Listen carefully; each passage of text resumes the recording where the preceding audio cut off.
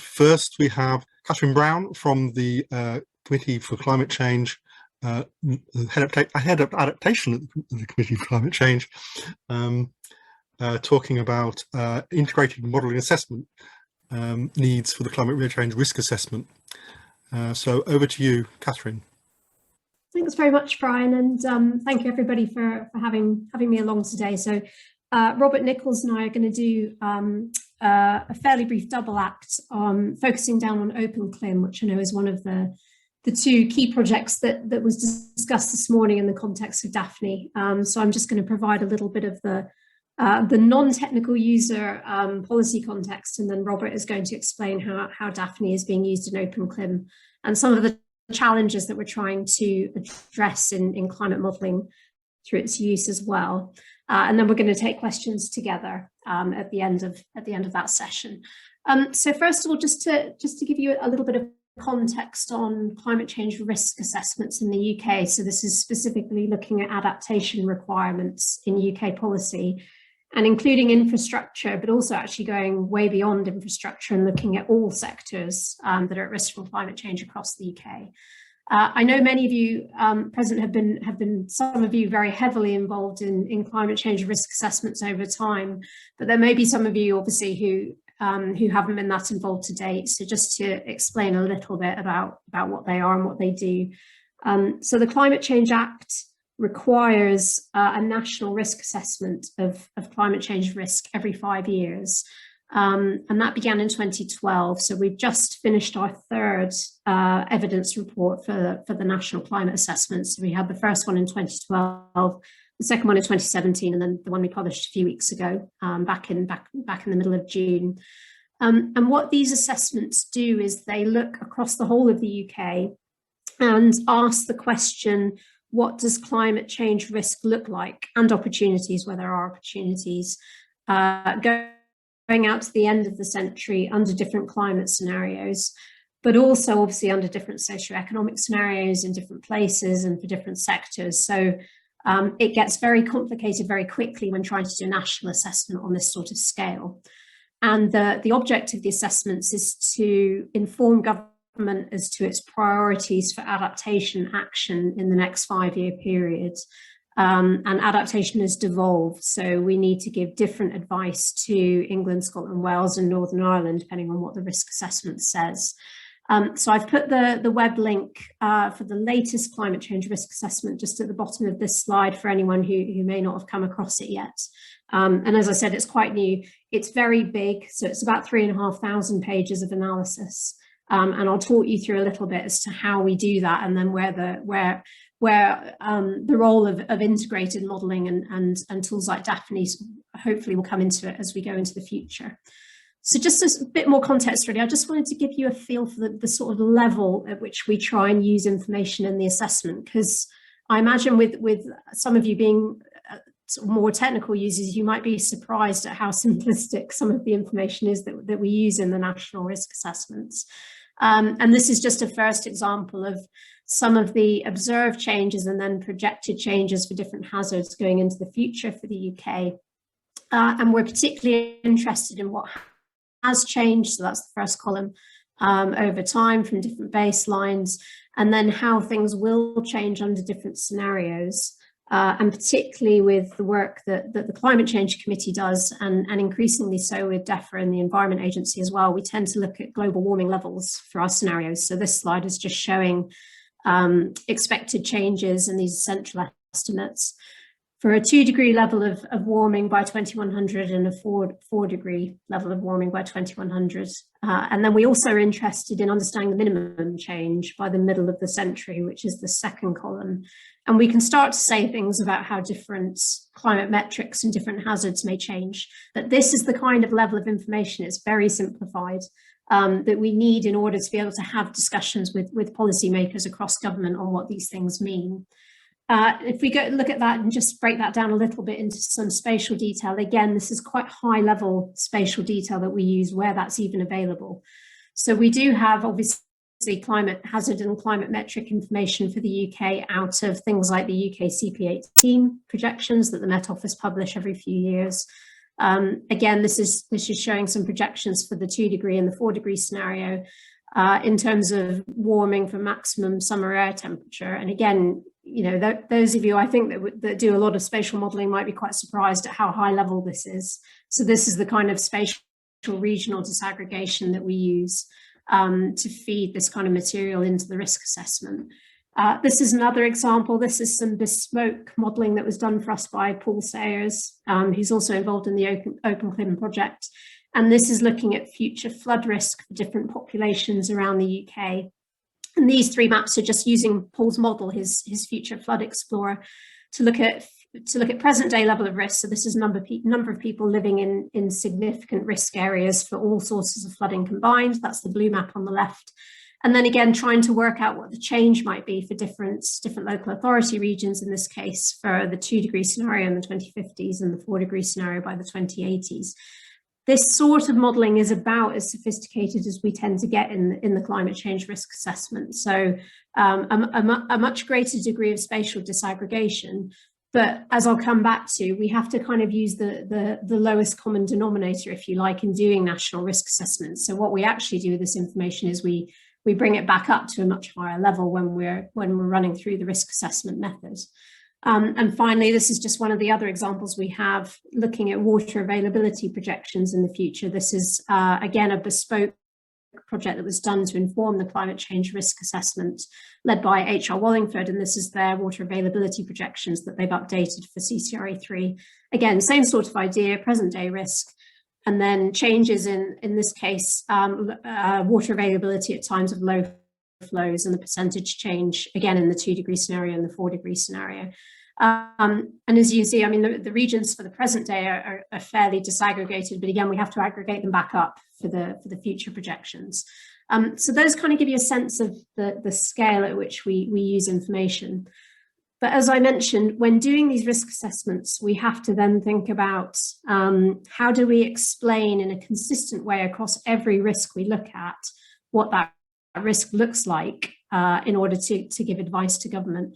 So some risks where we have good spatial information, and a lot of the infrastructure risks do fall into that category, we can do some spatial modelling and say something about how that risk varies across the UK. For other risks, and this slide is just showing you all of the 61 risks that we looked at across this 3rd climate change risk assessments, maybe a little bit small to read. But some of these, for example, are things like opportunities for UK food exports, which is one of our international ones, or risks to health from poor water quality, say. These are the sorts of risks that we really don't have good spatial information for. And some of these, because they have an international component, it's almost impossible to do any modelling that's robust, and we tend to fall back much more on expert judgment to inform the assessment of these. So we have to really come back to what is the base level of information that we have to make sure that the risk assessment fits together in a coherent way in producing the results. This slide is just showing the results from the latest assessment. And what we actually do at the end is we don't give the size of the risk as the final output. We actually give the information to government on what adaptation is needed as the final output. So these risks here are color-coded according to the score that we give them at the end of the assessment. So more action needed, meaning more adaptation over and above what has already been planned is required to address the risk in the future. Further investigation is where we just don't know enough about the size of the risk in the future to be able to say whether the level of adaptation is sufficient or not, which is the yellow category. And then it's only these green risks at the bottom where we're saying the level of adaptation underway is more or less sufficient to deal with the risk in the future according to the latest evidence. And as you can see, there aren't very many of those. And this was one of the major key messages coming out of the latest assessment, was that there's been a big increase in the number of risks where we think more adaptation over and above what is planned is needed. And how we get to this, again, quite a high level sort of output, is to think about the scale of risk, but also then how much adaptation is happening, and then whether further adaptation is beneficial in the next 5 years. And those are, again, very high level questions. And rather than doing a lot of modeling to inform those, we tend to involve a lot of people to get that continuity between different assessments. So to say we tend to use the same experts wherever we can for each assessment, and we have literally hundreds of people feeding in any evidence they have to help inform the analysis and the answers to those questions. But there are a few issues with the assessment, and the first challenge that I wanted to talk about is a problem of whether we are able to do spatial assessments or whether we can only take a sector by sector approach. If you look at something like the US assessment, they also produce a national climate change risk assessment every few years, and they actually are able to look at both sectors and regions. So if you look at the US national assessment, there's a chapter for each region of the US. So I've just pulled out some of the information that's available for Alaska. And they have their own bespoke risk assessment, but then they also look at different hazards, which is what these maps are showing, and different sectors within those regions. So it's quite a lot more sophisticated than the UK approach, where we only look at sectors. And we tend not to, as I said, because we can't do it for every risk, we tend not to try and explain the results in a spatial approach. If we wanted to do that, it would be a lot more expensive than the funding that we've had available in the past for climate change risk assessments. So we do have to fall back on this sector by sector approach. But really something more like the US approach is where we'd ideally love to get to in the next assessment, which is due in 2027. And then the second issue I wanted to highlight, or the second challenge, is coming back to this idea of we have very inconsistent underlying evidence. So every time we do a CCRA, as I mentioned, we ask these three questions. So what is the current and future level of risk? How much adaptation is underway, and do we think that the risk is going to be managed, taking into account that level of adaptation? And then are there benefits to further adaptation in the next 5-year period? And one of the reasons we use this method, which is quite discursive and quite qualitative, is because we don't have a consistent set of spatial models that give us the risk information, particularly to answer question 1. In this method that we use for the risk assessment. And as I mentioned, we actually produce scores which relate to the level of adaptation that's needed as the final output. These are what we call the urgency scores, rather than talking about the size of the risk in the future as the final output. The reason this method is quite simple is to cope with this inconsistent evidence. So it's largely what we do is, as well as some bespoke modelling, which I showed you, a lot of this just comes from literature. So what literature do we have that we can feed in to answer these questions for each of the risks we look at? Ideally, in an ideal world, we would much prefer to have consistent assumptions on the level of future climate for each risk, consistent assumptions on what we're assuming about future socioeconomic conditions, and maybe even consistent assumptions on how we assess adaptation, this step 2 in the method as well. But again, we haven't had that to date, so we have to fall back on this kind of literature review and then expert elicitation, using as many experts as are available to us to answer these questions. And what that leads to, or what it has led to over the last few years, is a very stop-start, what we call a stop-start approach to climate change risk assessment. And this is the third issue the third challenge I wanted to raise. This is actually some text from Jim when he was sitting on the adaptation committee, but we wrote a letter in 2016 to all of the research councils pointing out this issue, given how important for policy this is, these national risk assessments, pointing out this issue that really we don't have this continuity of assessment, integrated assessment in between each risk assessment. So we almost have to start again every time we do a climate change risk assessment. And if there was a more coordinated approach to modelling climate risks at a national scale, you could see it starting to feed in a better, more coherent, more coordinated evidence base that looks across different risks, but that tries to do some more of the systems modelling approach as well that Othling was talking about this morning. And you need quite a lot of investment, and you need quite a lot of input and coordination across all of the research councils to be able to do that. So we called for this back in 2016.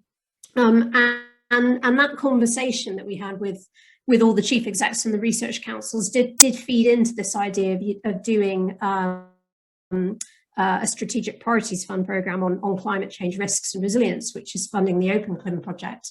So we're starting to see some movement, which is fantastic.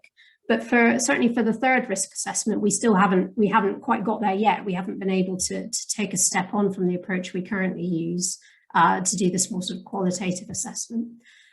So these are just some, I suppose, some challenges or some questions back to you on how we can think about taking this forward. And Robert will talk about OpenCLIM and how we're hoping it's going to feed into future risk assessments and how DAFNI feeds into that.